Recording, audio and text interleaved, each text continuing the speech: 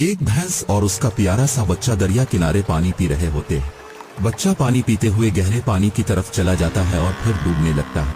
भैंस जोर जोर से चीखने लगती है और अपने बच्चे को ढूंढने लगती है, मगर बच्चा नहीं मिलता। एक नेक शख्स भैंस की यह हालत देखकर रेस्क्यू टीम को फोन कर देता है। कुछ लम्हे बाद ही रेस्क्यू टीम पहुंच जाती है। रेस्क्यू टीम दरिया के गहरे पानी में भैंस के बच्चे को ढूंढ लेते हैं। बहादुर रेस्क्यू टीम वाले बच्चे को दरिया के पानी से बाहर निकाल लाते हैं। परेशान भैंस अपने बच्चे को मिलकर खुश हो जाती है। अरे ये क्या, आपने अभी तक बहादुर रेस्क्यू टीम वालों के लिए एक लाइक भी नहीं किया।